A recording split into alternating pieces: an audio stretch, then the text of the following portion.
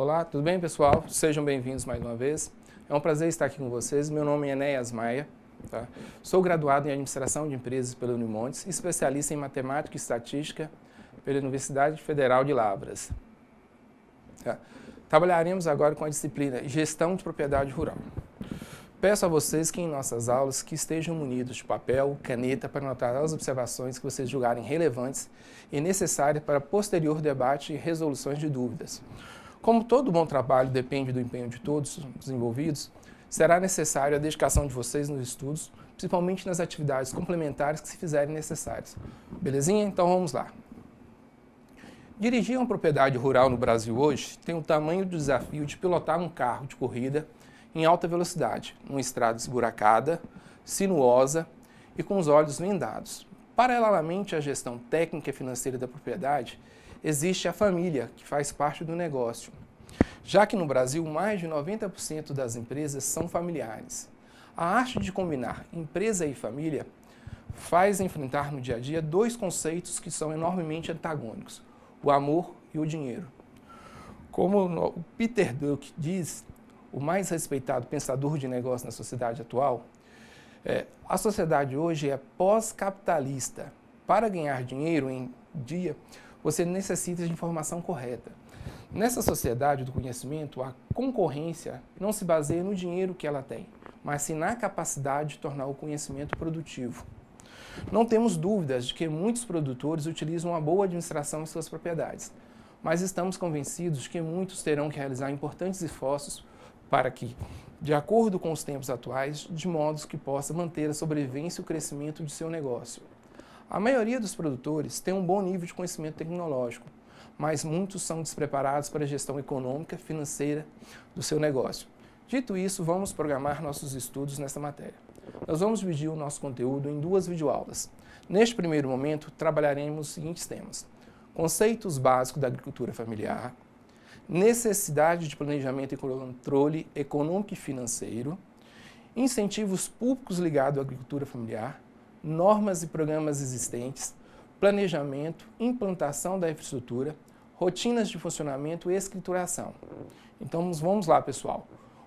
O que é gestão para vocês? Vocês provavelmente me responderiam com seu conhecimento comum, que é gerir, administrar, controlar, planejar, organizar, dirigir. Mas vamos lá, se eu apertar mais um pouquinho, todo mundo conseguiria me falar outros posicionamentos. Porém, gestão é tudo isso mesmo e muito mais. E professor, você complicou tudo? Não, não compliquei. Eu tenho que fazer isso tudo realmente para gerir minha propriedade rural? A resposta é sim. O que alivia essa angústia é saber que, de certa forma, todos vocês, seus pais ou até mesmo seus avós, sempre fizeram isso. O que muda hoje é que o mercado está mais exigente. Os meios de produção evoluíram assustadoramente num espaço muito curto de tempo. Só para vocês terem uma ideia, o Brasil aumentou a sua produção agrícola em mais de 5 vezes. E isso requer do produtor medidas para acompanhar essa evolução. Torna-se necessário nos seus negócios serem mais profissionalizados e produtivos. Exigem controles exatos de custos, planejamentos de safras para diminuir os riscos. Hoje, até as pessoas mais simples conseguem entender que vivemos em um mundo muito mais dinâmico, facilitado pela quantidade gigantesca de ferramentas computacionais e digitais disponíveis no mercado.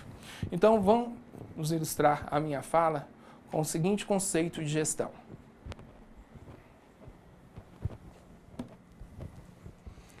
Gestão significa gerenciamento, administração, onde existe uma instituição, uma empresa, uma entidade social de pessoas a ser gerida ou administrada. Então, gerir é uma necessidade de sobrevivência para toda organização ou empreendimentos. Pessoal, é dessa mudança rápida e globalizada que vem a dificuldade da maioria das pessoas, principalmente os pequenos produtores agrícolas. A necessidade constante de mudanças e adaptação. Pessoas que estão acostumadas a produzir da mesma forma há gerações seguidas veem a necessidade de mudar, de quebrar paradigmas, e isso às vezes dá medo. Pessoal, esse medo é normal. nessas situações, o que não se pode é parar no tempo e esperar que as coisas aconteçam sozinhas. Então, vocês que são alunos que buscam aprimoramento constante, devem ser o catalisador dessa mudança em suas unidades de produção. Opa, o professor falou unidade de produção. Nós temos um sítio. Pessoal, não interessa o tamanho da sua propriedade, ela deve ser gerida de forma profissional, porque, na verdade, é ela que produz a renda para a sobrevivência de sua família. E é aí que eu me vejo obrigado a começar realmente do início com vocês. A agricultura familiar é o que é e o que ela representa para o Brasil. Vou demonstrar para vocês.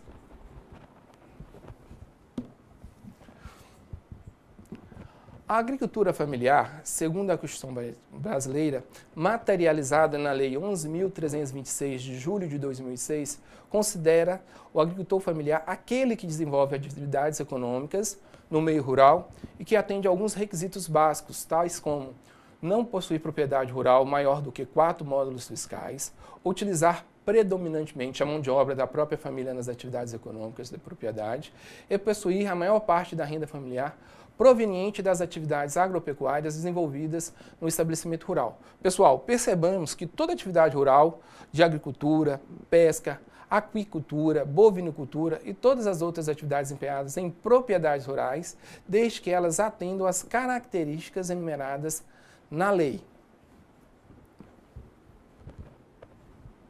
Ok, vamos voltar aqui. Só para esclarecer, o valor do módulo rural no Brasil muda de município para município, considerando as características de cada região.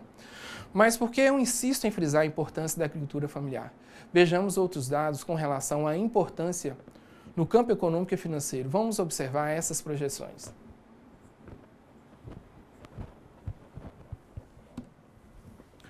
A agricultura familiar e sua representatividade. A agricultura familiar é responsável por cerca de 70% dos alimentos produzidos no Brasil. Constitui a base econômica de 90% dos municípios brasileiros. Responde por 35% do produto interno bruto nacional e absorve 40% da mão de obra economicamente ativa do país. Segundo os dados do Censo Agropecuário de 2006, 84,4% do total de propriedades rurais brasileiras pertencem a grupos familiares. São aproximadamente 4,4 milhões de unidades produtivas. Olha, pessoal, PIB é a soma de todas as riquezas produzidas dentro do país. Então, pessoal, reconhecer a importância que a agricultura familiar tem para o país cria a necessidade de enxergarmos que um segmento tão grande, tão representativo, precisa ser bem gerido, administrado para que o desenvolvimento econômico e social seja alcançado no campo. Terras produtivas nós temos, água nós temos, condições climáticas temos, ou seja, o Brasil é um país abundante em recursos naturais, mas não o exime de adotar técnicas produtivas que não degradem o meio ambiente, que sejam sustentáveis e socialmente justas para o pleno crescimento do país.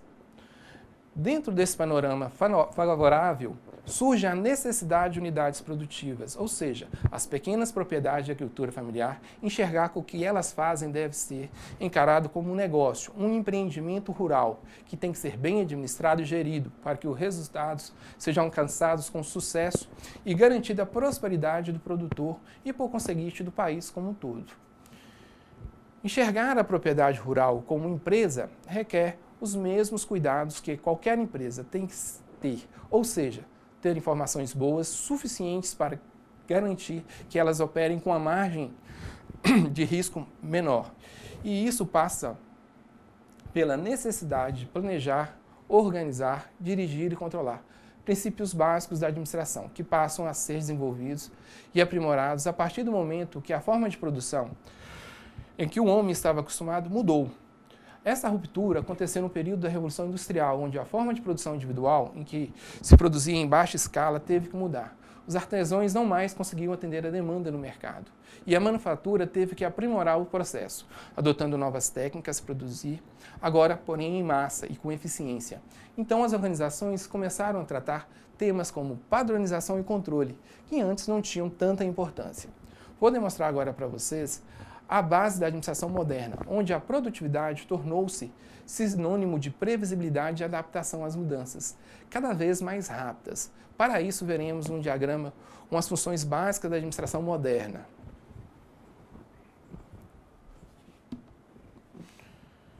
Neste diagrama, eu demonstro para vocês as funções básicas da administração, ou seja, todas as empresas possuem recursos, materiais financeiros, humanos e informações que entram num ciclo constante de planejamento e organização.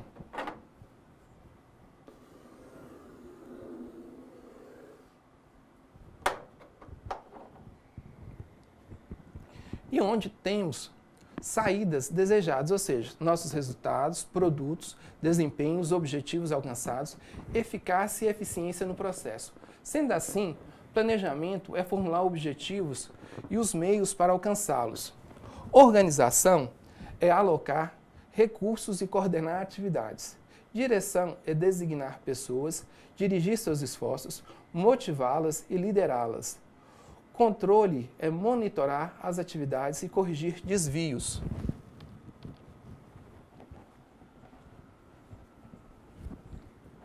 Apresentadas essas funções, vou focar em 2 pontos que eu acredito que na agricultura familiar mereça mais atenção, que é aqui a necessidade de planejamento e controles econômicos e financeiros. O produtor rural fica chateado quando nós perguntamos como ele planejou a safra para o ano seguinte. E ele responde, na maioria das vezes, que vai fazer igual ele sempre fez. Ele não está errado, porque ele, na percepção dele, ele sempre fez e vem sobrevivendo de certa forma, mantendo sua família.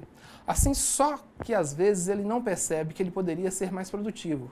E se ele mudasse alguma coisa no seu modo de plantar, cuidar, colher, tornaria esses atos mais produtivos e eficientes. Talvez mudando apenas técnicas de plantio, ele degradasse menos seus solos e rios, economizando com correções de solo, adubações, perenizações de nascentes e rios. Desculpa. Aluno, então, eu pergunto para vocês, em sua propriedade ou da sua família, vocês já se sentaram para programar o ano seguinte?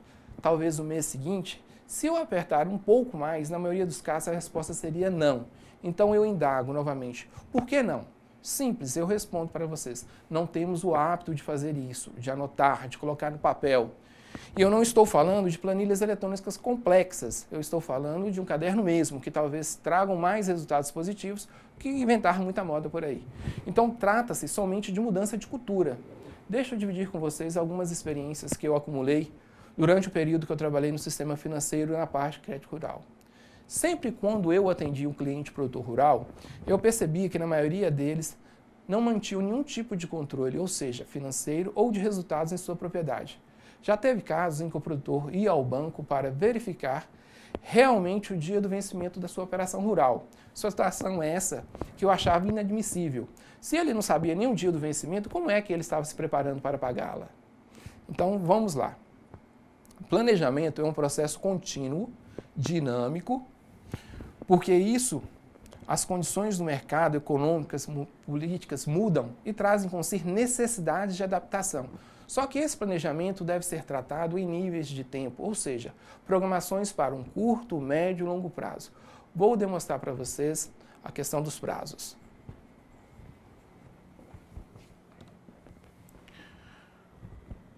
Curto prazo. O planejamento de curto prazo é feito para ser efetivado dentro do ano corrente. O planejamento de médio prazo, dentro de 2 anos. E o de longo prazo pode ser executado no horizonte mais longo, acima de 3 anos, para a maioria das propriedades rurais de pequeno porte. Esses prazos são relativos, dependem muito do tipo da cultura que você tem em sua propriedade. Por exemplo, se você planta alface, seu ciclo de cultura talvez seja de 2 meses no máximo. Mas se você for investir em uma floresta de eucalipto, em média é de 7 a 10 anos. Se você for plantar mogno, então, são 30 anos. E aí eu pergunto, você consegue se enxergar daqui a 30 anos? Talvez não. Então comece a fazer este exercício. Sabe por quê? Grandes empresas fazem isso, planejando para os próximos 30 ou até 50 anos. E isso acontece com várias empresas aqui no Brasil. Empresas que têm mais de 200 anos de existência. Por exemplo, a Nestlé, o Banco do Brasil e muitas outras. Além dos prazos, também devemos considerar os tipos de planejamento que devemos adotar em nossa propriedade. Se eles se dividem em planejamento estratégico, planejamento tático e planejamento operacional. Beleza?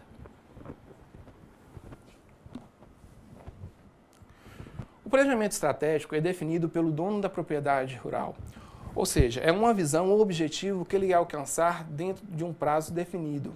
O planejamento tático diz respeito à programação e aos meios necessários para alcançar esse objetivo. E o planejamento operacional é o dia a dia do empreendimento, propriamente dito. São programações do dia a dia.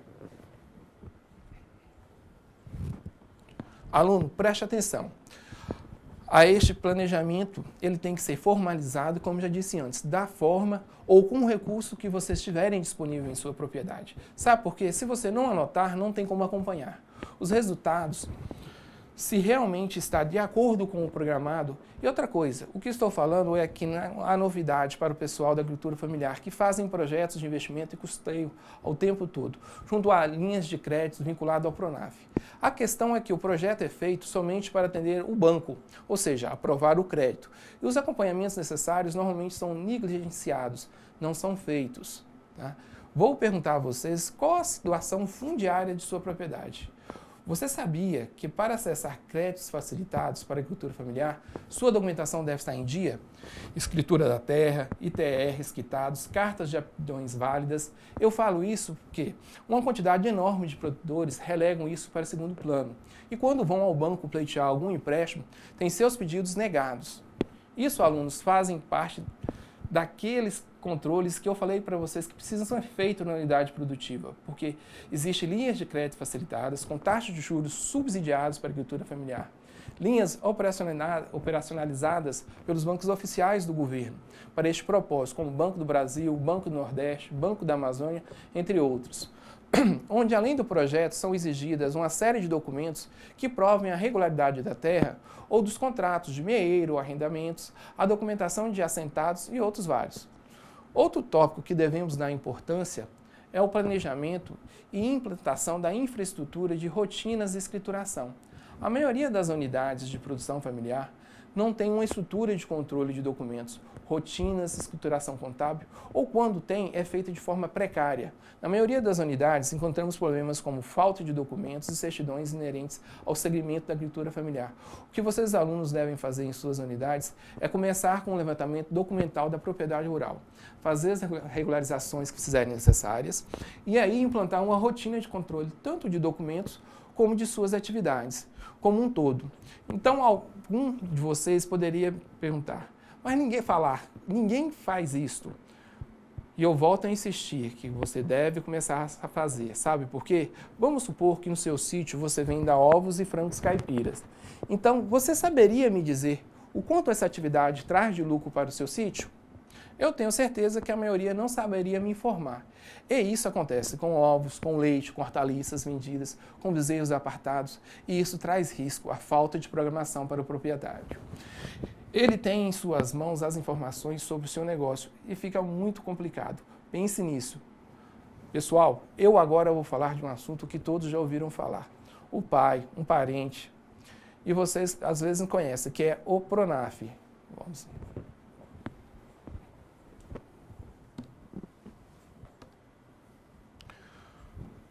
A imagem que vou demonstrar para vocês tem um único objetivo, de demonstrar o significado do Pronaf, manter a família na terra e gerar riqueza para o Brasil. Tá?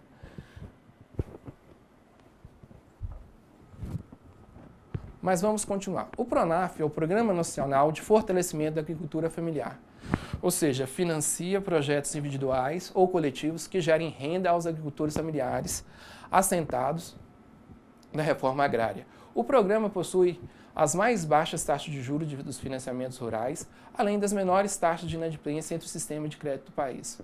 O acesso ao Pronaf inicia-se na discussão da família sobre a necessidade do crédito, se é para custeio da safra ou atividade agroindustrial, seja para investimento em máquinas, equipamentos ou infraestrutura de produção, serviços agropecuários ou não agropecuários. Após a decisão do que financiar, a família deve procurar o sindicato rural ou a empresa de assistência técnica e extensão rural, o ATR, como a Emater, para obtenção da declaração de aptidão do Pronaf, a DAP, que será emitida segundo a renda anual e as atividades exploradas, direcionando o agricultor para as linhas específicas de crédito a que tem direito. Para os beneficiários da reforma agrária, e do crédito fundiário, o agricultor deve procurar o Instituto Nacional de Colonização e Reforma Agrária, o INCRA, ou a Unidade Técnica Estadual, uma UTE. O agricultor deve estar com o CPF regularizado livre de dívidas. As condições de acesso ao crédito Pronaf, forma de pagamentos e taxa de juros correspondente a cada linhas são definidas anualmente a cada plano safra da agricultura familiar, divulgado entre os meses de junho e julho.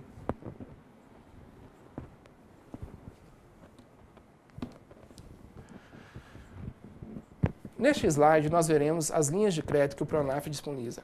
O Pronaf Mulher, o Pronaf Jovem, o Pronaf Custeio, o Pronaf Investimento, o Pronaf Cota à Parte, o Mais Alimentos, o Pronaf Custeio e o Pronaf Comercialização de Agroindústrias Familiares, o Microcrédito Rural, a Agroecologia, o Pronaf Eco, o Pronaf Floresta e o Pronaf Semiárido.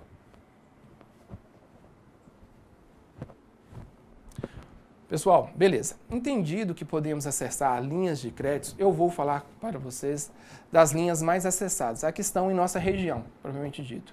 Nós temos o Pronaf Custeio, que destina-se ao financiamento das atividades agropecuárias e de beneficiamento ou industrialização e comercialização da produção, própria ou de terceiros enquadrados no Pronaf.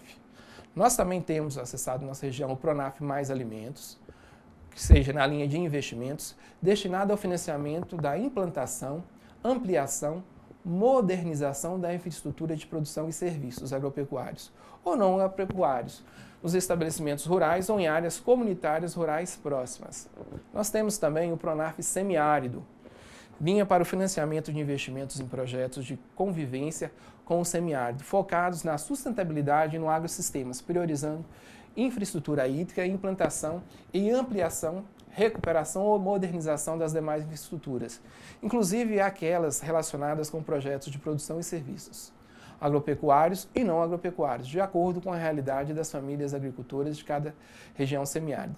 Temos também o Pronaf Mulher, linha para o financiamento de investimentos de propostas do crédito à mulher agricultora. Pronaf Jovem, que é o financiamento de investimentos de propostas de crédito de jovens agricultores e agricultoras. E temos o Microcrédito Rural, que é destinado aos agricultores de mais baixa renda. Permite o financiamento de atividades agropecuárias e não agropecuárias, podendo o crédito cobrir em qualquer demanda que possa gerar renda para a família atendida. Crédito para os agricultores familiares enquadrados no grupo B e agricultores integrantes das unidades familiares de produção, enquadrados no grupo A ou AC.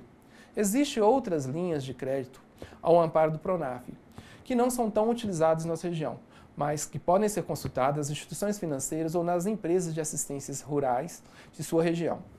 Para acessar o microcrédito rural, é preciso que a família possua a Declaração de Aptidão ao Pronaf, a DAP, que pode ser obtida de forma gratuita no Sindicato dos Trabalhadores Rurais ou nas empresas estadual ou de assistência técnica estação rural, a EMATER. A proposta simplificada de crédito que pode ser obtida com a ajuda de um técnico de extensão rural ou de assessor de crédito em elaboração, que deve ser feito com a participação da família. Lembre-se, o CPF tem que estar regularizado. Todos estes documentos devem ser encaminhados ao agente financeiro, ou seja, Banco do Nordeste, Banco do Brasil, Banco da Amazônia, para a regularização da contratação. Também tenho que salientar que, além das linhas de crédito do Pronaf, os agricultores familiares têm acesso a mais de 15 programas institucionais que têm como norte o fortalecimento da agricultura familiar, como, por exemplo, o programa da merenda escolar, aquisição de alimentos, o PPA, e a alimentação escolar, o PNAE, que garantem até 30% do valor de aquisição da merenda escolar seja comprado na agricultura familiar. O esquema demonstra a importância da DAP para o produtor rural. Verificamos aqui que com a DAP ele acessa os seguintes benefícios, como Previdência Social, Programa Leite Fome Zero, o Programa de Aquisição de Produtos para Merenda Escolar, o Programa de Aquisição de Alimentos, o Programa de Garantia à Safra, o Programa de Incentivo à Produção de Oleaginosas para o biodiesel, fornecimento de produtos para a Conab, além de financiamentos financeiro junto aos agentes como o Banco do Brasil, o Banco do Nordeste e a construção da casa própria. Tá? Pessoal, eu agradeço a atenção de todos e continuaremos na próxima videoaula com o tema. Obrigado e até mais.